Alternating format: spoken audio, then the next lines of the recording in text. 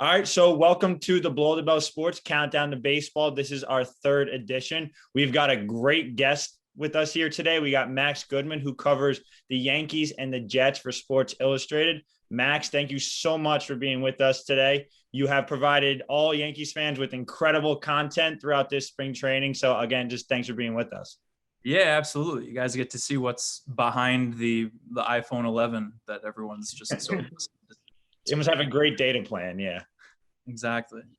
So Max, can you just kind of tell us, like, what's your journey been like just getting to this spot, being able to cover the Yankees on a day-to-day basis? What's your career been like to this moment? Sure. I don't know if everybody knows this, but I'm only 24. I graduated from Northwestern in 2019. So it's been a very quick ride to get to this point. So I'm very fortunate in that aspect. I don't have to get into the intricate details, but I'm born and raised in Manhattan in Hell's Kitchen. Went to public school all the way through. And then I'm a big city kid. My family's from Miami. Went to school just outside of Chicago, and I'm from New York. So I grew up a Yankees fan, always wanted to be around sports in some way. And it's the traditional, was an athlete all the way through high school. I mean, I played a little in college, but I didn't do the recruitment stuff. Yeah, same with me. So yeah. It's a lot of people have that same story. But both my parents are performing artists. My dad is an actor. My mom does she's off Broadway in Manhattan. And I grew up with them performing and entertaining, and put two and two together, sports entertainment and providing something for the public. And here we are. I got really lucky to get with SI. They're going through a lot of changes, but I got my foot in the door, and it's been, like I said at the beginning, quick, like ever since, once I started in November of 2019, I believe is when I first started. Yeah.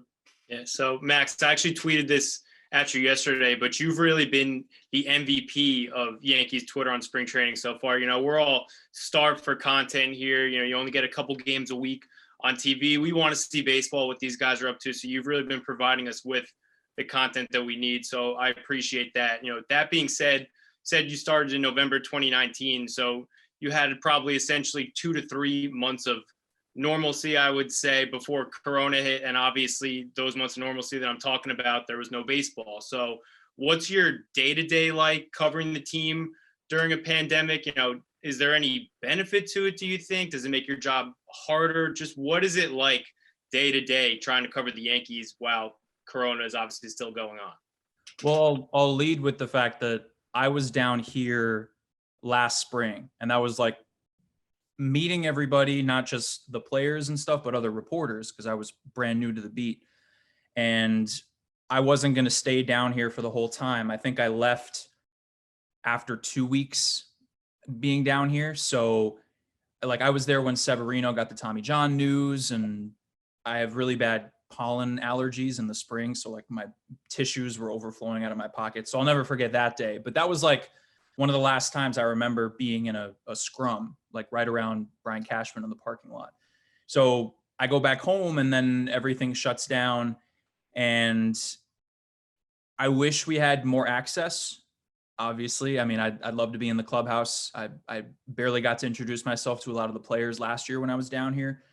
But day to day, it's just, Zoom calls in the morning. I'll walk through today, for example.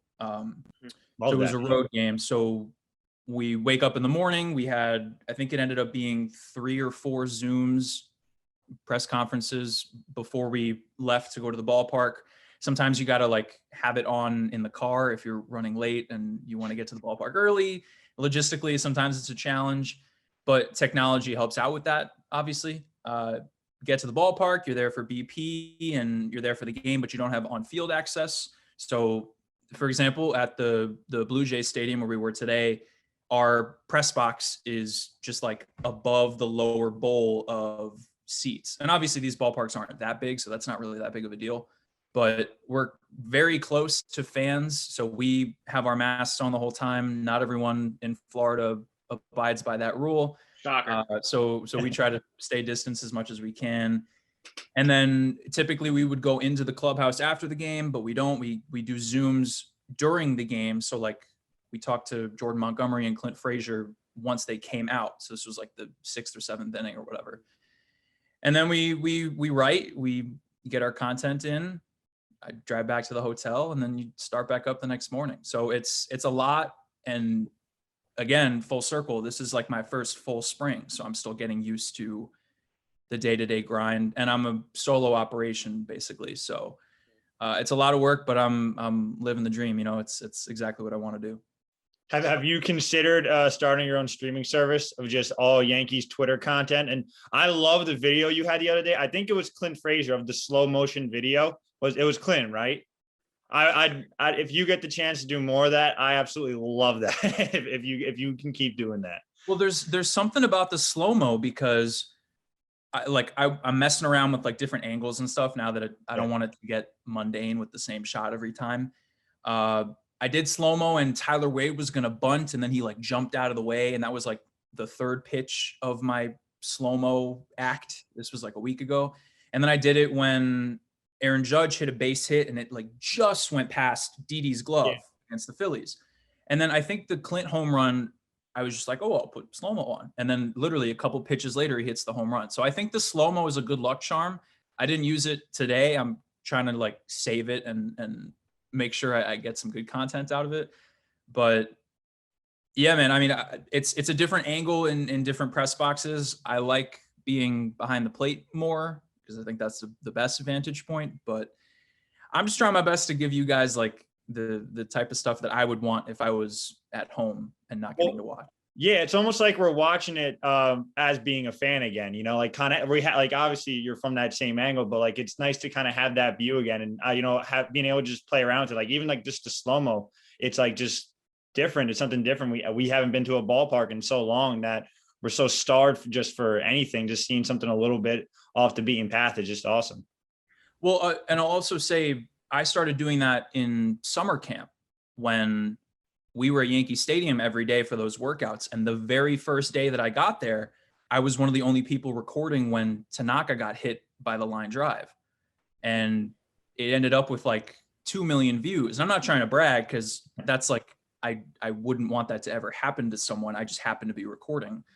But that's just, you know, I'm trying to always be recording for every pitch just in case something happens. You know, like I'll admit that when, you know, a non-power guy is hitting or a pitcher who's not as big of a name, like I'm not going to record those things as much. Like there was a play that Glaber made in the field today when I think it was, you know, the 4th inning of Montgomery's outing and he made a bare hand play and everyone was like, where's the video? And I was like, I'm sorry, I wasn't recording because I got to write too. I got to eat a snack, you know, so I'm juggling a lot of different things.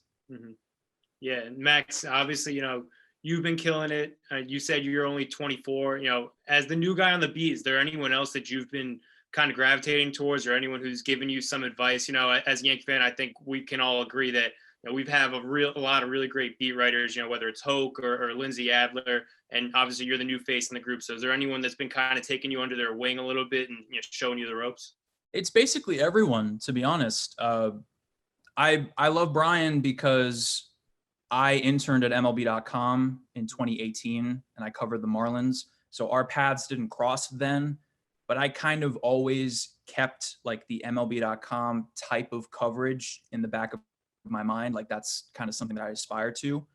So I definitely like check in with him as much as I can. Brendan Cuddy, he's closer to my age. Same with Lindsay, but basically everyone has been incredibly nice to me, which I'm very, very grateful for. And even to the PR staff and the interns who help run social media and all of that stuff, very lucky with a great group. And it's hard because we're still wearing masks and distance. I feel like not everyone knows that much about me still, which will happen with time. But it's not like we can, you know, after a game, just all go to the bar and like learn more about each other, at least not right now, but hopefully soon. So kind of shifting over to like the Yankee specific content now. Something I've been like really encouraged about is seeing Glaber be very good defensively. and kind of making these really good plays at shortstop that, people kind of had their doubts about from last season. And even Jordan Montgomery taking kind of looks like huge strides going into this season. I personally been really encouraged about that. Is there anyone kind of like that we've seen that you're super encouraged about and kind of might have had doubts about in the past that like this spring you've seen like, kind of up close and personal that you're like, wow, that's awesome. Like, I really want to see a big season from this guy. This is going to be a cop-out answer, but no, I love it. I mean, everyone has been playing well so far. Obviously the stats don't really matter that much. And off the top of my head, I think only a couple guys that are competing for roster spots have like a low batting average, but based on all of the starters, basically the entire starting rotation, I think Cole has like the worst ERA out of all of those guys, which means nothing. And then a lot of the bullpen guys, Loaizaga, Nelson, King got roughed up a couple days ago. Litke, I'm a big Lucas Litke guy. I don't know if he'll make the team, but I was the first person to ask about him, so he's like my guy. Everyone has been doing well. There hasn't been, no one has a 27 ERA. No one's hitting 0.61 that like shouldn't be. Like obviously there are certain players that are trying to prove themselves, like a Derek Dietrich, Mike Tauchman, Mike Ford. Like I don't think those guys have been, hitting the cover off the ball thus far. They have their moments, obviously, but the consensus from Aaron Boone, and he mentioned this today, so funny I can bring this up, is, when he's making a decision based on a roster spot, he's not just looking at the stats from this spring. Like that plays a role. It's not like it's completely non-existent, but it's track record and health. And that's why a guy like Jay Bruce has been really impressive this spring. And on top of that, he's healthy. And on top of that, he's a proven lefty power bat that they would benefit from. So I think that he's a shoo-in for making the roster at this point. Obviously things can change from, the 17th to the 27th, but again, you can go through the entire list of like storylines entering this spring. Glaber's defense, Gio's elbow. I mean, Voit hasn't been hitting as much for power, but he's taken his big daddy hacks. Judge and Stanton are healthy. Hicks looks good. Gardner has been hitting well. Frazier's playing well defensively. Like I can go on and on. Basically everything has been encouraging so far, and knock on wood, right? I'm probably gonna summer. But it's good news so far, right? Yeah, absolutely, I agree for sure. And you mentioned how great of a spring Jay Bruce has had.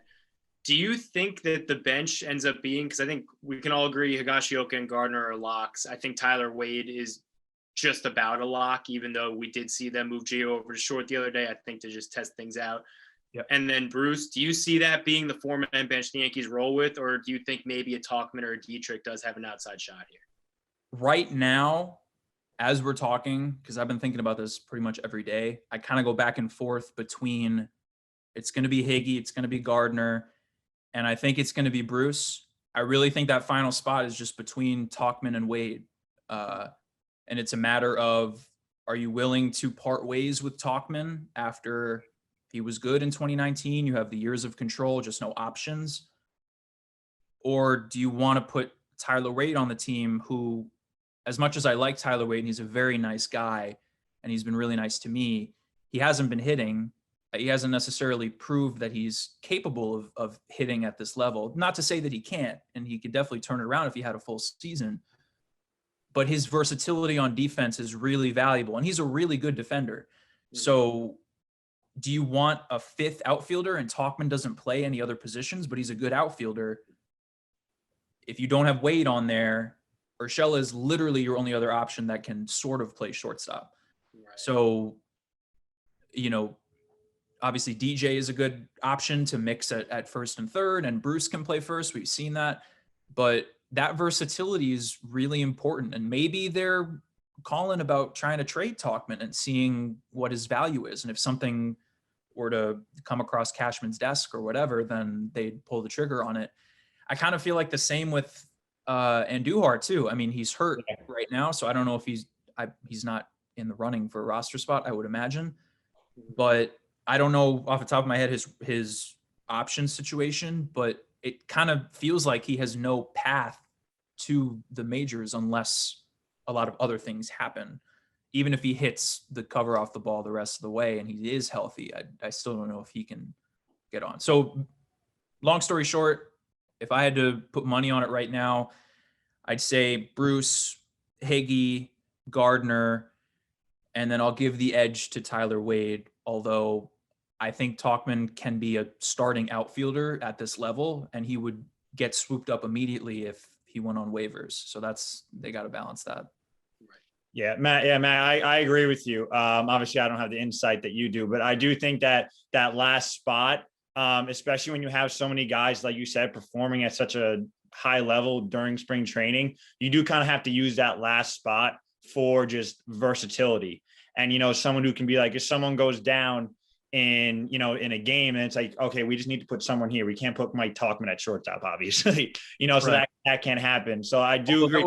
Fun. That would be really although that would be pretty fun. But I agree with you. Like that last spot, I just got to go to someone that can just at least do it, whether or not, I know a lot of Yankee fans are not high on Tyler Wade, but whether or not you want him there, at least he can do the job at a relatively major league level, Yeah, he can do the job on defense with the best of them. And I think proof of the trust that this team has in him is down the stretch last year. It was basically every game they would take Voit out, move DJ to first, and put Wade in the middle infield. Right. And, you don't want to take Voigt's bat out. I feel like they did that in a game in Cleveland, and he was really upset about that, if I remember correctly, because it was like his spot came back up again, and then they had to pinch hit for Wade. But that just goes to show that, as much as the analytics and the shifting, and you got Chapman and all these strikeout guys, having someone you can count on to make a backhand play up the middle versus, having Tauchman sitting on the bench and not needing a fifth outfielder in that situation. I think that the defense is huge, and Boone has showed in the past how hands-on he is in those situations with trying to be creative and utilizing that versatility and not just letting it sit there. But he needs to swing it a little better too, because otherwise he's just there for his glove. And imagine if it was a 25-man roster, how much more difficult this would be. Yeah. So, hopefully they make it a 30-man roster or something so they can have more guys, but it's a good problem to have. Absolutely. I think the other roster crunch that a lot of people are talking about besides the bench is the bullpen, especially with Zach Britton going down. You mentioned Lucas Luetge. He's definitely been the hot name on Yankees Twitter. He's looked great, really good story too. The fact that he hasn't been in the majors since 2015, he's looking this good is awesome. And he would be the logical replacement to Britton, just to replace a lefty with a lefty guy who's looking good. What do you think his actual chances are of making the team? Because he isn't on the 40-man. They would have to add him. So do you think he's with the Yankees on opening day, or do you think that maybe it's one of these other guys that we're seeing a little bit of? Again, there's so much depth that even if he has 13 strikeouts right now, like even if he's pitching as well as he is, he's not just guaranteed that spot. I want to say, and I think I saw this on Twitter before I joined this call, that Tyler Lyons is on the 40-man and he's a lefty. I have no idea what he's done statistically off the top of my head. So I don't know. He's been on this team in the past. So maybe that's, if Luetge takes the alternate site right now, if you really want a lefty, you put Lyons out there. But Boone said a couple of days ago or last week or something that he's not necessarily just plugging in a lefty to that spot, because the amount of different angles of righties and different types of pitchers and the ability to get lefties out too, even, a Darren O'Day, who's totally like a righty specialist, but he's also able to get lefties out. You could say the same about Justin Wilson. He said when he's talked to us that he's capable of pitching a full inning and getting righties out too. So I haven't gone through, if it's 13 hitters, 13 pitchers, 5 starting pitchers, you guys do the math. I haven't gone through Chapman, Loizaga, like those guaranteed guys, and how many are left. I do think Nick Nelson will make the team because he's done really well and they're very high on him. And he's the kind of guy, and you can throw Loizaga in there too, that can pitch multiple innings. And maybe with how the schedule is early on, I'm leaning towards Domingo Germán being the fifth starter just because he's been so good, and Davey could develop more if they gave him half a season to be in the minors or whatever. But there could be days where you throw Nelson out for 3 innings and you throw Loizaga out for 3 innings, and then you're at the end of the game. Or you do the opener kind of thing with Chad Green. I don't know if they would do that again. So same thing on offense. They got so many different ways to go about this and so many different talented players that other than the Dodgers, like who else has more depth than this team, at least right now? And again, the injuries are starting to pile up. So, if we check back in a week or 2 weeks, maybe this would be different. But I think they're in a good spot. Again, I haven't gone through exactly who would get that final spot on the bench or in the bullpen. I mean, but they got a lot of different options for sure. Yeah, I think it's interesting. The fact that I think that they're, as much as I love Licky, I do think that he might be left off the opening day roster. I mean, Nick, for the fact, obviously you got the 40-man aspect to it, but I mean, Cashman, I remember when he went on WFAN and kind of talked for a little bit, he preached depth in that rotation. And I think that he wants to move a lot of that depth to the bullpen to a degree, because this is going to be kind of a grueling season. I do think that there's going to be, some holdups here and there. You got to get innings out of a lot of guys. And, I think that's people like Kluber and Tyone. They're going to need their rest throughout the season just because they are coming off injuries. Germán coming off a long time, not pitching. Like they're going to need like maybe an extra day here and there. So that's why I think like someone like Devi goes to the bullpen for a little bit, and maybe someone like Licky gets left off just because they need like innings, and kind of those starters tend to lean, where they can stretch them out. Right. And you could even put a Michael King in the bullpen who isn't, lighting up the fan base with his stats so far, but he pitched, not even last year, he pitched, I think it was like an inning in 2019. So he has experience already, and you can just throw him in and eat those innings if you got to give one of those guys a day off. And I think that it's possible they could have Garcia in the bullpen, but then again, if they're gearing him up to be a starter, he would benefit from starting. And even if that's at the alternate site, I don't know how that stuff's going to work necessarily. If he's facing the same hitters every day, then maybe that's not as beneficial.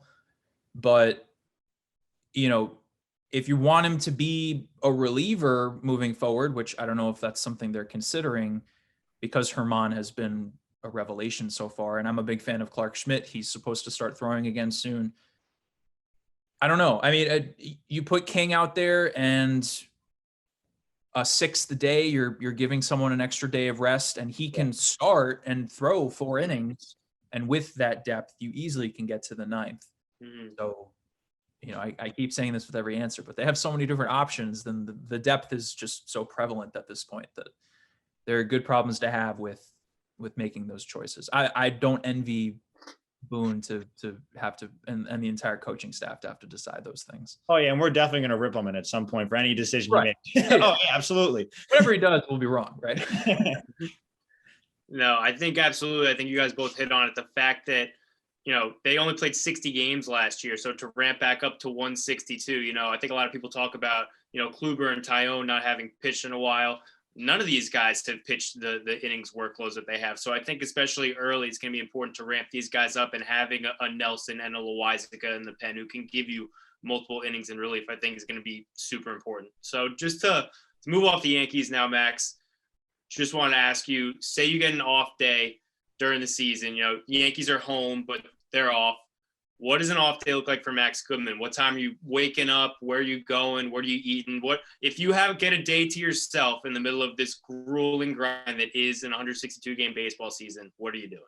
That's a fun question. I'm a big video gamer. Do you say video gamer? I'm a big gamer. Gamer, probably. We'll let it flow. Yeah, I still play Fortnite. I've gotten into Warzone recently, which has been fun. So I'd definitely be doing that a lot. Tomorrow's an off day. I'm probably going to be up until like 3 a.m. Maybe not, but we'll see. My girlfriend lives in Chicago. We're doing long distance. I went to school there, obviously, so that's how we met. And she goes to Loyola. So I'd be talking to her a bunch. What am I eating? I love New York pizza, like Dollar Slice. Yeah. I live in Midtown, kind of close to Times Square. So I got my spot right in Times Square. I always walk to when I'm needing that fix. I don't know what I do for dinner. I'm not the best cook. I could probably make myself breakfast. Like eggs aren't too bad. I can make a mean bowl of cereal too. And I'm constantly watching sports, consuming sports. I mentioned my family's from Miami, so I'm a big Miami Heat fan. I'm a Miami Dolphins fan going back to when I was younger, but of course, a lot of my football stuff has been the Jets recently. And if there's baseball on TV, I'm probably watching that. I try to go to the gym. I don't always get to, but if I had an off day, yeah. And how long would I sleep? I never get enough sleep, but if I had an off day, like the other off day we had in March, I was up until very late. I don't remember when. And then I think I slept 11 hours. And then it was early afternoon at that point. So if my alarm isn't turned on, I can catch the Z's with the rest of them. I don't know if that answers your question. That sounds like a jam-packed off day right there. I would have said just sleep and eat and lay in bed. That was my answer. Yeah. I was gonna say, I know you said you went to school in Chicago. I saw you're a Northwestern guy. I'm a Rutgers grad, so I'm a Big Ten guy too. I gotta say, Northwestern basketball had maybe one of the strangest seasons I've ever seen. What was it? 3-game winning streak, 11-game losing streak, 4-game winning streak, something like that. Yeah, I was a sophomore when we made the tournament, and I got to go to Salt Lake City and cover those games for our student TV network, which was a blast. So it was like my first real like road experience that wasn't just like a Big Ten football game or whatever. So I love that team. I really thought we were going in the right direction moving forward. And this like next couple stages of their recruiting has just not panned out yet. This year was so weird. At a point, I stopped watching the games just because it seemed like they were going to lose every time. I mean, I don't have that much time to watch a full basketball game these nights, but I hope they can turn it around, because that one year, my sophomore year, like Nance and those guys came and called a game. We played against Purdue and we lost that game, but it was, I think Jim Nance said after the fact, it was one of like the best atmospheres that he's ever called a game in, which like pat myself on the back because I was losing my voice out there. And then the game against Michigan, the buzzer beater, the full court heave, Derek Pardon gets it and lays it up. I was in the front row. You can't see me on the TV broadcast, but I was rushing the court with everybody else. So, hey, Rutgers is on the up and up in football and basketball too. I can give them some credit. Yeah, we'll see. Hopefully we've actually joined the Big Ten now. It was kind of a thing like we were in the Big Ten, but we weren't really in. So hopefully now we're actually – I'm not asking to beat Ohio State anytime soon. Just give me a competitive game. So it's not tune-ups for us anymore. Yeah. Yeah, exactly. Max, you mentioned that you're a Jets fan. We'll kind of end on this. Who do you think is their quarterback going into next year, honestly? Honestly, I don't know. I mean, that's the only right answer. Right. A lot of people are so high on Zack Wilson. He's the next Patrick Mahomes, and that's great. But he wasn't their starting quarterback really recently, so I don't know if he can prove that at the next level. Of course, if they don't draft him, he probably will. If they do, then who knows? I'm not necessarily giving up on Sam Darnold yet, but a lot of reports are saying that other teams don't even want him and he's not going to be able to turn it around. Obviously, you need to surround either of those guys with weapons in order for them to be successful. So at this point, I'm probably guessing that they'll take Wilson second overall if those internal evaluations really prove to Joe Douglas and Saleh and all those guys that he is capable. But if there's no market for Darnold, there's always going to be good rookie QBs.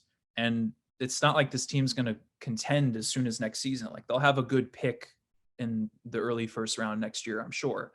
So if they're apprehensive in any way, maybe they just hold on to Darnold and try with, these new guys that they're bringing in.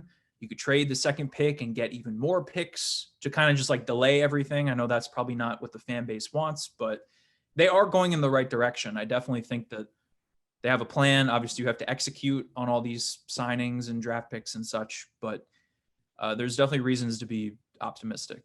I was going to say the only wrong answer was that you would trade for Russell Wilson. I'm a huge Seahawks fan. So you have all of our picks for the next few years, but I wouldn't have mind getting some of them back because I don't know what the hell is going on with the Seahawks right now. Yeah, no, I don't either. I mean, there's some pretty crazy proposals that like I've wrote about or seen that I don't think would ever happen, but it's kind of fun to think about it. And I mean, when have we ever seen in any sport like 4-team trades with the key positional players like changing teams in every way? I mean, do you think Wilson's going to be there next year? Yeah, I do. Yeah, I for a little while I thought that they were making all this cap space and they weren't extending out people. Like I thought they were going to extend Jamal Adams. I thought they were going to extend Carlos Dunlap to make more space and kind of like move that cap space into a few years later. But they wound up doing none of that. And then they wound up just cutting Carlos Dunlap, which saved enough money to then take the dead hit of Russell Wilson being traded. And I'm like, well, that's it. Like he's gone. And then the Bears offered 3 first-round picks, 2 starters, and a 3rd-round pick, and the Seahawks said we're not trading him. So now I don't know. They're in the most like purgatory place right now where I don't think they're good enough to win, but they're not good, like bad enough to just start the rebuild. So I don't know. Hopefully Russell Wilson just takes us to the promised land with his eyes closed next year. Yeah, I mean, he was going to win MVP like halfway through last season, right? So if he has a full year like that and they can sign some good players and maybe they figure it out, but that's a tough division, right? So, and it's getting better. There are a lot of good teams that they'd have to get through to try to beat the Chiefs, which they probably won't because the Chiefs will win every year, right? No, absolutely not. We're probably just going to clip this, Max, and tweet out that Jets insider Max Goodman reports that the Jets are on the brink of acquiring Russell Wilson. That's how you definitely not what I said. We'll spin it. Okay, fine.